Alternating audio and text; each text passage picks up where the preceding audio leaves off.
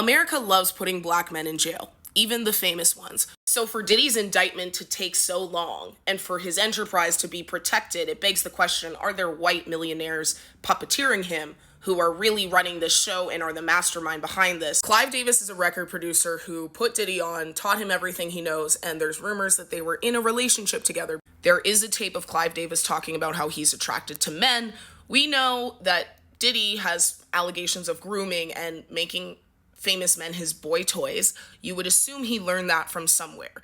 I think a lot of parallels can be drawn from the slave master buck breaking a slave, trying to dehumanize them and emasculate them, and then how black masculinity can sometimes turn around and do the same thing to women. I think that there's some and even deeper, because Diddy obviously has a lot of allegations of abuse towards all genders. It does appear that he was brought up in an environment that catered to that. So again, I am wondering not just what Clive Davis taught him, like in the freak-offs and the partying and the interpersonal relationships, but financially, because Clive Davis, I think, is also a lawyer, what he may have strung Diddy up in financially. Like, imagine who this man's friends are that maybe he has tied Diddy to in a way that he can't escape.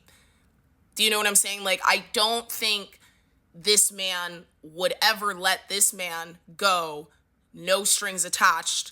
And it's very possible that these like rich millionaire, billionaire, white men, Epstein level men have been able to use Diddy as like some sort of mask for their enterprise. Obviously, Diddy is guilty.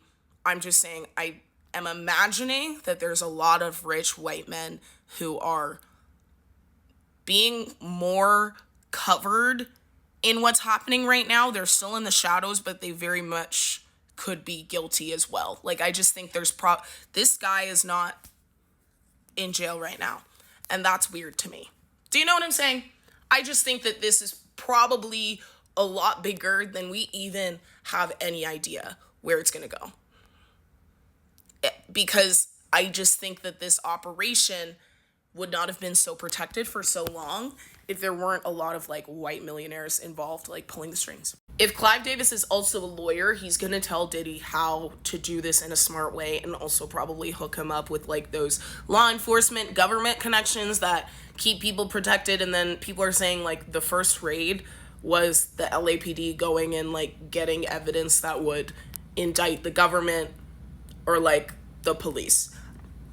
I just don't think that there's any way that this could go on for so long without the law enforcement and government benefiting somehow. If homeboy is a lawyer and has been at this game of being both nasty and very financially wealthy, I don't know why I said financially wealthy. Wealthy would have covered that. I'm sure he set Diddy up in the same way, and the government and law enforcement was getting some sort of incentive to allow this to go on for so long.